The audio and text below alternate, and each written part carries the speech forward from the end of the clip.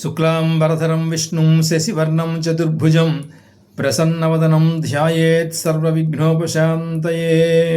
విమలపటీ కమలకుటీ పుస్తక రుద్రాక్షస్తహస్తపుటీ కామాక్షి పక్ష్మలాక్షి కలిత విపంచి విభాసి వైరించి.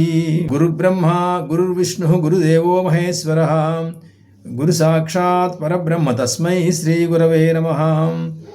వ్యాసాయ విష్ణురూపాయ వ్యాసరూపాయ విష్ణవే నమో వై బ్రహ్మణదయే వాసిష్ఠాయ నమో నమః. శాంతాకారం భుజగశయనం పద్మనాభం సురేశం విశ్వాధారం గగనసదృశం మేఘవర్ణం శుభాంగం లక్ష్మీకాంతం కమలనయనం యోగిహృద్యానగమ్యం వందే విష్ణుం భవభయహరం సర్వలోకైకనాథం. హరి ఓం తత్సతు. విష్ణు సహస్రనామాల్లో 22వ శ్లోకాన్ని చెప్పుకుందాం. అమృత్యు సర్వదృక్సింహ సంధాత సంధివాన్ స్థిర అజో దుర్మర్శనశాస్త విస్తృతాత్మ సురారిహ అని. ఇందులో అమృత్యవే నమః, సర్వదృశే నమః, సింహాయ నమః, సంధాత్రే నమః, సంధిమతే నమః, స్థిరాయ నమః, అజాయ నమః, దుర్మర్శనాయ నమః, శాస్తే నమః, విస్తృతాత్మనే నమః, సురారిఘ్నే నమః అని 11 విష్ణునామాలు ఉన్నాయి. మొదటిది అమృత్యు అని. అమృత్యు అంటే మృత్యువు లేనివాడు అని అర్థం. మృత్యువు లేనివాడు అంటే అర్థం ఏంటి? పుట్టుక కూడా లేనిటువంటి వాడు అని అర్థం.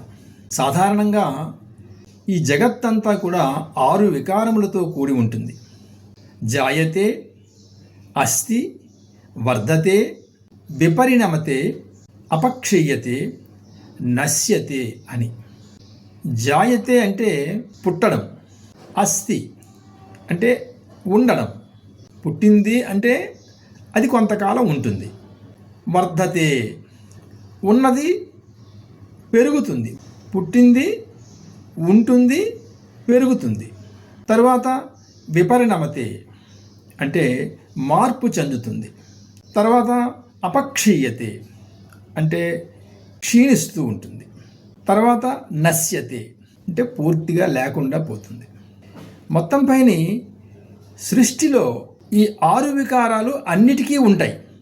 షడ్వికారాత్మకమైనటువంటి ఈ ప్రపంచానికి మూలకారకుడైనటువంటి పరమాత్మకు మాత్రం పుట్టడం, పెరగడం, మార్పు చెందడం, నశించడం లాంటివేవి కూడా ఆయనకి ఉండవు. ఆయనను ఆశ్రయించినటువంటి వారికి కూడా ఈ మృత్యువు ఉండదు. మృత్యువు అంటే కేవలం శరీరం పడిపోవడం అనేటువంటి అర్థాన్ని తీసుకోకూడదు. శరీరం ఎలాగో పడిపోతుంది. శరీరము అంటేనే నశించిపోయేది అని అర్థం. దేహము అంటే దహించిపోయేది అని అర్థం. ఇది ఒకనాడు ఇది దహించిపోతుంది, ఉండదు. శరీరం పడిపోవడం మృత్యువు కాదు. ఈ శరీరంతో ఉండి ఇది నిత్యము, ఇది సత్యం అని భావిస్తూ పడిపోతున్నట్లుగా తెలుస్తున్నా కూడా దీని రక్షణ కోసం ప్రయత్నం చేస్తూ ఉండడం. ఈ శరీరంతో సంబంధీకులైనటువంటి శరీర బంధువులు అందరూ కూడా ఏమైపోతారో అని బెంగ పెట్టేసుకుంటూ ఉండడం. ఈ శరీరంతో సంబంధించినటువంటి వస్తువాహనాలన్నీ కూడా ఏమైపోతాయి అనేటువంటి భయపడిపోతూ ఉండడం. చింతిస్తూ ఏ శరీరం అయితే పడిపోతుందో వాడు నిజంగా మృత్యువు పొందినట్టు. అలా కాకుండా ఈ శరీరం పడిపోవడం దీని యొక్క ధర్మం కాబట్టి ఇందులో ఉన్నటువంటి ఆత్మ నేను కానీ ఈ శరీరం నేను కాదు అనేటువంటి భావనతో ఈ శరీరం పడిపోతున్న సాక్షిగా దీన్ని చూస్తూ ఎవడు ప్రాణాలు విడిచిపెట్టేస్తాడో వాడు నిజమైనటువంటి అమృతత్వాన్ని పొందినటువంటి వాడు. ధూర్జటి గారు అంటారు, చావంగాలము చేరువ ఊటరిగుయిన్ చాలింపగాలేక తన్నే వైద్యుండు చికిత్స ప్రోవగలడో ఏ మందు రక్షించునో ఏ వేల్పుల్ కృపజూతురో ఎనుచు నిన్నింతైన చింతింపడా జీవశ్రాద్ధము చేసుకున్న యతియున్ శ్రీకాళహస్తీశ్వర అంటాడు. చనిపోతున్నాననేటువంటి విషయం తెలిసినా కూడా ఆఖరి క్షణంలో కూడా నిన్ను కనీసం చింత చెయ్యడు కదయా. ఈ శరీరంలో ఈ ఊపిరికి కారణభూతుడైనటువంటి వాడు ఎవడైతే ఉన్నాడో వాడిని చింతించడం మర్చిపోతాడు. ఇంకా ఏ మందు మారుస్తే బాగుంటుందేమో, ఇంకా వైద్యుడిని మారిస్తే బాగుంటుందేమో, ఇంకా ఈ దేవుడు కాక మరో దేవుడికి మొక్కుకుంటే బాగుంటుందేమో అనే చింతనలోనే ఉంటాడు. ఇదిగో వీడు అసలైనటువంటి మృత్యువు పొందినటువంటి వాడు. ఎవడు ప్రాణాలు విడిచిపెడుతున్నప్పటికీ కూడా ఈ పడిపోతున్నది ఈ శరీరమే కానీ నేను కాదని ఆత్మసాక్షిగా చూస్తూ ఉంటాడో వాడు అమృత్యు. విష్ణువునందు నిరంతర భక్తి కలిగినటువంటి వాడికి ఈ జ్ఞాపకం మరణకాలంలో కూడా గుర్తుంటుంది. ఎవడు మృత్యువు లేనటువంటి వాడో వాడే తన భక్తులకు కూడా అమృతత్వాన్ని కల్పించగలడు. కాబట్టి శ్రీమన్నారాయణుడు అమృత్యు, అమృత్యవే నమః అనేటువంటి నామంతో ఆయనను మనం కీర్తిస్తాం. తరువాతి నామం సర్వదృక్, సర్వదృశే నమః అని. సర్వదృక్ అంటే సర్వమును చూచువాడు అర్థం. ఆయన చూడనటువంటి వస్తువు కానీ విషయం కానీ ఏది ఉండదు. సహస్రాక్షుడైన పురుష సూక్తంలో కూడా చెప్తుంది, సహస్రశీర్ష పురుష సహస్రాక్ష సహస్రపాద్ అని. ఆయన సహస్రశీర్షుడు, సహస్రాక్షుడు, సహస్ర బాహూరుపాదుడు. సహస్ర శబ్దం ఇక్కడ అనంతమైనటువంటి అర్థాన్ని ఇస్తుంది. అనంతమైనటువంటి శిరస్సులు, అనంతమైనటువంటి నేత్రములు కలిగినటువంటి వాడు ఆయన. అనంత నేత్రములంటే తన యొక్క నేత్రములతో దర్శనం చేయలేనిది ఏది కూడా ఉండదు. ఆయన చెవులతో విననివేవి ఉండవు. ప్రతీదీ వింటాడు, ప్రతీదీ చూస్తాడు ఆయన. రామకృష్ణ పరమహంస గారిని ఒక శిష్యుడు ఎవరో అడిగారట, అయ్యా గురువుగారు, ఈ సృష్టి ఎంత విశాలమైనటువంటిది కదా, కోట్ల కోట్ల కొలది జీవరాశులు ఉన్నాయి. ఈ జీవరాశుల యొక్క కర్మలన్నింటినీ కూడా ఆయన తెలుసుకోగలుగుతాడా? ఎలా చూడగలుగుతాడు? ఎలా వినగలుగుతాడు అని. దానికి గురువుగారు రామకృష్ణులు ఒక అద్భుతమైనటువంటి ఉదాహరణ చెప్పారు ఆయనకి. నువ్వు కొంత పంచదార నేలపై జల్లు. ఇప్పుడు ఆ పంచదార తినడానికి కొన్ని వేల కొలది చీమలు అక్కడికి వచ్చి చేరుతాయి. ఆ చీమలన్నింటిలోకెల్లా అతి చిన్న చీమని వెతికి పట్టుకో. దాని కాలికి తొలగడానికి ఒక చిన్న మువ్వ ఒకటి చేయించు. ఇప్పుడు ఆ మువ్వని జాగ్రత్తగా కట్టి నేల మీద ఆ చీమని విడిచిపెట్టు. అది నడుస్తున్నప్పుడు ఆ మువ్వ నుంచి వచ్చేటువంటి చప్పుడును కూడా పరమాత్మ వినగలడు అన్నాడు ఆయన. అంచేత పరమాత్మ వినలేనిది, కనలేనిది ఏది కూడా ఈ సృష్టిలో ఉండదు. ఆయన సర్వదృక్కు, సమస్తమును కూడా తెలుసుకోగలిగినటువంటి వాడు కాబట్టి సర్వదృశే నమః అనేటువంటి నామంతో ఆయనని ప్రార్థిస్తాం. ఇక తరువాతి నామం సింహాయ నమః అని. సింహము అంటే సంహరించేది కాబట్టి అది సింహం. అడవిలో ప్రతి జంతువు కూడా దానిని చూసి భయపడి పారిపోతుంది. ఎంచేతను అది సంహరిస్తుందేమోనన్న భయం. అలాగే ఆ విష్ణువు యొక్క స్మరణ చేత మన మనస్సు అనేటువంటి అడవిలో తిరుగుతున్నటువంటి కామ క్రోధాది క్రూర మృగాలన్నీ కూడా భయపడి పారిపోతాయి. అంచేత విష్ణు భక్తుడికి వాడి మనస్సులో మాయ అనేటువంటి మృగాలన్నీ కూడా నశించిపోతాయి. అందుకు ఆయన సింహ, ఆయన నృసింహావతారంలో వచ్చి అజ్ఞానాన్ని సంహరించాడు, జ్ఞానాన్ని ఉద్ధరించాడు. కొడుకు ప్రహ్లాదుడు అంటాడు, హరి సర్వాకృతులంగలండనుచు ప్రహ్లాదుండు భాషింప సత్వరుడై ఎందును లేడు లేడని సుతుందైచుండు దర్జింప శ్రీ నరసింహాకృతి నుండి నచ్యుదుడు నానాజంగమ స్థావరోత్కర గర్భంబుల అన్ని దేశముల నుద్దండ ప్రభావంబునన్ అంటారు. కొడుకు అంటాడు విష్ణువు అంతటా ఉన్నాడంటాడు. తండ్రి అంటాడు అసలు విష్ణువు అనేటువంటి వాడే లేడురా, అసలు నా భయానికి ఈ లోకాన్ని విడిచిపెట్టి విష్ణువు ఎప్పుడో పారిపోయాడు, విష్ణువు ఎక్కడున్నాడంటాడు ఆయన. ఇది అజ్ఞానం. ఈ అజ్ఞానాన్ని సంహరించి జ్ఞానాన్ని ఉద్ధరించడానికి కదా నరసింహావతారం ఎత్తాడు ఆయన. నృసింహ స్వరూపుడై వచ్చి ఆయన ఆ మాయని సంహరించాడు. అందుకు ఆయన సింహ శబ్దం చేత పిలువబడతాడు. ఇక్కడితో విష్ణు సహస్రనామాల్లో 200 నామాలు మనం పూర్తి చేసుకున్నాం. ఈ ఛానల్ని సబ్స్క్రైబ్ చేసుకొని నన్ను ఎంతగానో ప్రోత్సహిస్తున్నటువంటి సభ్యులందరికీ కూడా కృతజ్ఞతలు తెలియజేసుకుంటూ, అలాగే ఈ విష్ణు సహస్రనామాలని వింటూ మీరు పొందేటువంటి అనుభూతిని కూడా మీ కామెంట్స్ రూపంలో తెలియజేసి నన్ను మరింతగా ప్రోత్సహిస్తారని మనవి చేస్తూ 201వ నామాన్ని చూద్దాం. సంధాత్రే నమః అని తర్వాత నామం. సంధాత అంటే సంధానపరచువాడు అని అర్థం, కలుపువాడు అని అర్థం. దేన్ని కలుపుతాడు? కర్మలని, కర్మ ఫలితాలని కలుపుతూ ఉంటాడు ఆయన. కర్మలు చేసేవాడికి ఏ ఏ కర్మలకి ఏ ఫలితాలు తాను పొందుతున్నాడో మనుష్యుడు లెక్క వేసుకోడు. మంచి ఫలితాలు పొందినప్పుడు ఆనందిస్తూ ఉంటాడు, చెడ్డ ఫలితాలు పొందేటప్పుడు దుఃఖిస్తూ ఉంటాడు.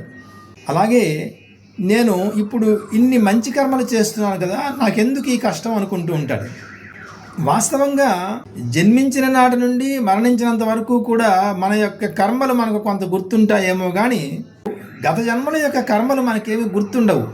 ఇప్పుడు అనుభవిస్తున్నటువంటి ఫలాలన్నీ కూడా ఇప్పటివే కావు కదా, గత జన్మల నుండి వస్తున్నటువంటి కర్మల యొక్క ఫలాలు అనుభవిస్తూనే ఉంటాడు. ఈ కర్మల ఫలాలు అన్నిటినీ కూడా సంధానపరుస్తూ ఒక చోట లెక్క రాసుకుంటున్నటువంటి వాడు ఒకడున్నాడు, ఆయనే పరమాత్మ. అంచేత కర్మలు చేసేటువంటి వాడు ఆ కర్మలను మరిచిపోవచ్చేమో కానీ కర్మ సాక్షి అయినటువంటి వాడు మాత్రం వాటి ఫలాలన్నింటినీ కూడా జాగ్రత్తగా తెచ్చి వాటికి అనుసంధానం చేస్తూ ఉంటాడు. తాను చేసేటువంటి కర్మల యొక్క ఫలితాలను అనుభవింప చేసి ఆ జీవుణ్ణి ఉద్ధరించడానికి ప్రయత్నం చేస్తాడు. ఆయన కరుణామయుడు. కర్మలని కర్మ ఫలితాలని సంధానపరుస్తాడు కాబట్టి ఆయన సంధాత్రే నమః అనేటువంటి నామంతో ఆయన కీర్తించబడతాడు. ఇక తరువాత నామం సంధిమతే నమః అని. సంధిమాన్ అంటే కలిసి ఉన్నవాడు అర్థం. గతనామం సంధాత, ఇది సంధిమాన్. సంధాత అంటే కలిపేవాడు అర్థం. సంధిమాన్ అంటే కలిసి ఉండేవాడు అర్థం. జీవుడి యొక్క కర్మలకు అనుగుణంగా ఆ కర్మ ఫలితాలని కలిపేవాడు ఆయనే. ఆ కర్మ ఫలితాలని ఆ జీవుడు అనుభవిస్తున్నంత కాలం ఆ జీవుడితో కలిసి ఉండేవాడు ఆయనే. ఈ శరీరంలో జీవాత్మ తన కర్మల యొక్క ఫలితాన్ని అంతటినీ కూడా అనుభవిస్తూ ఉంటుంది. అనుభవిస్తున్నంత కాలము ఆ శరీరంలో చైతన్య రూపుడై ఆత్మరూపుడై అందులోనే ఉంటాడు. ఆయన ఉండి సాక్షిగా ఆ జీవుడు ఆ కర్మ ఫలితాలని అనుభవించడాన్ని చూస్తూ ఉంటాడు. అంచేత ఆయన కలిసి ఉండేవాడు, సంధిమాన్. అలాగే సంధిమాన్ అంటే వేరొక అర్థాన్ని కూడా చెప్పుకోవచ్చు. భక్తుడి యొక్క మాటలో భక్తుడి యొక్క మనస్సులో నిరంతరం కలిసి ఉంటాడు ఆయన. తన భక్తుడైనటువంటి ప్రహ్లాదుడు విష్ణువు సమస్తమునందు ఉన్నాడంటాడు. తండ్రి హిరణ్యకశిపుడు అసలు విష్ణువు ఎక్కడా లేడన్నాడు. ఇప్పుడు భక్తుడి యొక్క మాట చెల్లించాలి అంటే ఎక్కడ వేలు పెట్టి చూపిస్తే అక్కడి నుంచే రావాలి విష్ణువు. డింభక సర్వస్థలముల నంభోరుహ నేత్రుడుండు ననుచు మిగుల సౌరంభంబున పలికిదివి ఈ స్తంభంబున చూపగలవే చిక్రిన్ గిక్రిన్ అంటాడు. సమస్తమునందు విష్ణు ఉన్నాడని అంటున్నావు కదా, అయితే ఈ స్తంభంలో చూపించగలవా అన్నాడు. ప్రహ్లాదుడు అన్నాడు, ఎందుకుండడు, అందులో కూడా ఉంటాడన్నాడు. ఇప్పుడు ఆ స్తంభం నుంచే రావాలి విష్ణువు. ఆ స్తంభాన్ని ఒక దెబ్బ కొట్టాడు హిరణ్యకశిపుడు, అందులోంచే వచ్చాడు ఆయన. అంచేత తన భక్తుల యొక్క మాటతో భక్తుడి యొక్క మనస్సుతో నిరంతరం కలిసి ఉంటాడు ఆయన. అందుకు ఆయనని మనం సంధిమతే నమః అనే నామంతో ఆయనను మనం కీర్తిస్తాం. ఇక తరువాతి నామం స్థిరః అని. స్థిరుడు అంటే ఎల్లప్పుడూ మార్పు లేక ఉండువాడు అర్థం. జన్మ జరా మృత్యువులతో ఆయనకి ఎట్టి సంబంధం ఉండదు. ఆయన కాలాతీతుడైన, కాలమునకు పట్టుబడి ఉండడు. ఆయన ఎల్లప్పుడూ స్థిరముగా ఉండగలిగేటువంటి వాడు కాబట్టి ఆయనను మనం స్థిరాయ నమః అనే నామంతో కీర్తిస్తాం. ఇక తరువాతి నామం అజాయ నమః అని. అజుడు అంటే పుట్టుక లేనటువంటి వాడు అర్థం. ఆయన తనకు తానుగా ఆవిర్భవిస్తాడు. ఆయన పురుష సూక్తం కూడా ఇదే చెప్తుంది, అజాయమానో బహుధా విజాయతే అని. ఆయన పుట్టవలసినటువంటి అవసరం లేనటువంటి వాడైనా కూడా అనేక విధాలుగా పుడుతూ ఉంటాడన్నాడు ఆయన. ఒకనాడు ఆయన కౌసల్య సుప్రజుడై రాముడిగా వస్తాడు. మరొకసారి ఆయన దేవకీ సుప్రజుడై కృష్ణుడిగా వస్తాడు. ధర్మ సంరక్షణ కోసమని ఆయన తనకు తానుగా ఆవిర్భవిస్తాడు. చెరసాలలో దేవకీ గర్భసంజాతుడై వచ్చినప్పుడు ఒక విచిత్రం జరిగింది. పుట్టిన వెంటనే ఆయన జలధర దేహంతో ఆజానుబాహుడై చతుర్భుజుడై శంఖచక్ర గదా పద్మధారి అయి తల్లిదండ్రులిద్దరికీ కూడా దర్శనం ఇచ్చాడు. ఆయన తిరిగి మళ్ళీ ఆయన ఒక శిశువు రూపంగా మారిపోయాడు. అంచేత ఆయన పుట్టుక అనేటువంటిది తనకు తానుగా నిర్ణయించుకొని ఆవిర్భవిస్తాడు తప్ప సామాన్యమైనటువంటి జీవుడి యొక్క పుట్టుక కాదండి. పుట్టడం, ఉండడం, పెరగడం, మార్పు చెందడం, నశించడం లాంటి షడ్వికారాలు ఏవి కూడా ఆయనకు ఉండవు. అంచేత ఆయన అజుడు, పుట్టుక లేనటువంటి వాడైన. ఇక అజ శబ్దానికి మరో అర్థం ఉంది. అజతి గచ్చతి క్షపతీతి వా అజహ అని. గచ్చతి అంటే వెళ్ళువాడు అని అర్థం. ఎక్కడికైనా వెళ్ళగలిగినటువంటి వాడైన, అంటే అంతటా వ్యాపించి ఉన్నటువంటి వాడు. క్షపతి వెదజల్లువాడు, తన యొక్క కాంతిని అంతటా కూడా వెదజల్లినటువంటి వాడైన. ఆయన కాంతి చేత ఈ జగత్తంతా కూడా వ్యాపించి ఉంటాడైన. అంచేత ఆయన అజహ, అజాయ నమః అనే నామంతో ఆయన మనం కీర్తిస్తాం. ఇక తరువాత నామం దుర్మర్షణ అని. మర్షణమునకు శక్యము కానివాడు అర్థం. అంటే ఎదిరించబడి జయించడానికి శక్యం కానిటువంటి వాడెవడో ఆయన దుర్మర్షణుడు. ఆయనని ఎదిరించి జయించగలిగినటువంటి వాడెవడు కూడా ఈ లోకంలో ఉండడు. ఆసురీ శక్తులు ఎన్ని విజృంభించినా కూడా ఆయన ముందు మోకరెళ్ళవలసిందే కానీ జయించడానికి శక్యం కాలేదు. రావణాది రాక్షసులు చనిపోకుండా ఉండడానికి ఎంతో తపశ్శక్తిని సంపాదించారు, కానీ ఆయనని జయించినటువంటి వాళ్ళు ఎవరు కూడా లేరు. అంచేత ఆయన దుర్మర్షణ. విశేషం ఏంటంటే ఆయనతో తలపడి జయించడం అనేటువంటిది ఎలాగూ శక్యం కాకపోయినా ఆయన యొక్క భక్తులను కూడా ఎదిరించి పోరాటం చేయలేరు. ప్రహ్లాదుని సంహరించడానికి అనేక ప్రయత్నాలు చేశాడు హిరణ్యకశిపుడు. ప్రహ్లాదుడు ఏమీ ఎదిరించలేదు ఆయనని, కానీ ఆయనని ఏమీ చెనకలేకపోయాడు. కారణం ఏంటి? నారాయణ స్మరణ నిరంతరము ఆయన యొక్క మనస్సులో ఉంది. తన భక్తుల్ని కూడా దుర్మర్షణులుగా మారుస్తాడు ఆయన. అంచేత ఆయన దుర్మర్షణ. ఇక తరువాత నామం శాస్త అని. శాస్త అంటే శాసించువాడు అర్థం. ఆయన జగత్తంతటికీ కూడా శాసనకర్త. ఆయన యొక్క శాసనాలన్నీ కూడా వేద రూపంలో, స్మృతుల రూపంలో ఉంటాయి. వేద ధర్మాన్ని అనుసరించే ఈ జగత్తంతటినీ కూడా ఆయన నడిపిస్తూ ఉంటాడు. ఆ వేద ధర్మానికి ఆటంకం కలిగినప్పుడు ఆ ఆటంకవాదులను నాశనం చేసి తిరిగి మళ్ళీ వేద ధర్మాన్ని నిలబెడుతూ ఉంటాడు లోకంలో. తన యొక్క శాసనం చేతనే జగత్తంతా కూడా కదులుతూ ఉంటుంది. అంచేత ఆయన శాస్త. తరువాతి నామం విస్తృతాత్మ అని. ఇది ఒక గంభీరమైనటువంటి నామం. ఇది ఎంచేతనంటే ఆయన ఆత్మస్వరూపుడై అంతటా వ్యాపించి ఉన్నటువంటి వాడైన. విశాలమైనటువంటి ఈ జగత్తంతటినీ కూడా ఆయన విస్తరించి ఉన్నటువంటి వాడు.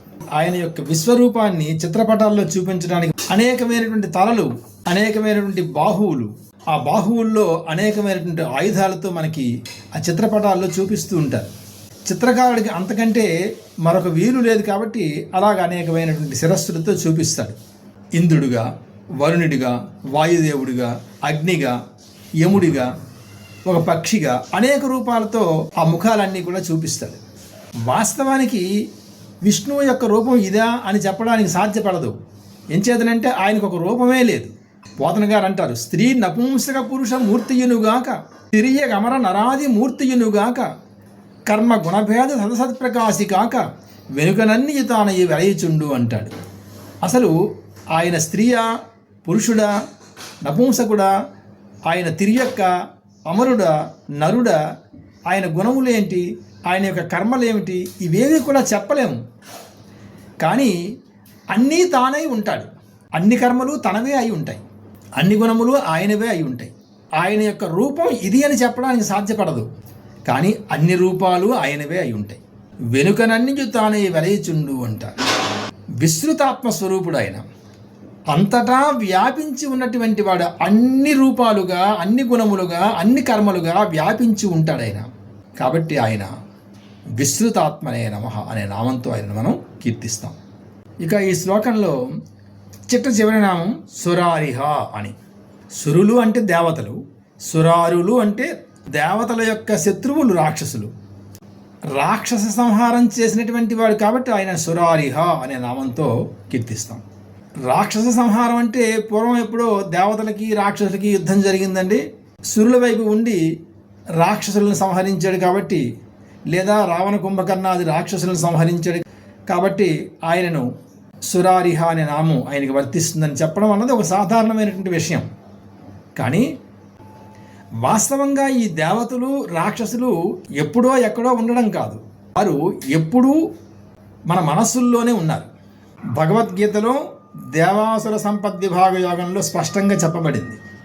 దైవీయ గుణాలంటే ఏమిటి, రాక్షస గుణాలంటే ఏమిటి. నిర్భయత్వం, నిర్మలమైనటువంటి మనస్తత్వం, దానగుణం, ఇంద్రియ నిగ్రహం, అహింసా బుద్ధి, సత్యనిష్ట, త్యాగం, శాంతి, దయ, క్షమ ఇవన్నీ కూడా దైవీయ గుణాలు. ఇక రాక్షస గుణాలు కూడా ఉన్నాయి. డంబం, గర్వము, దురహంకారము, కోపము, కాఠిన్య బుద్ధి, అవివేకం ఇవన్నీ కూడా రాక్షస గుణాలు.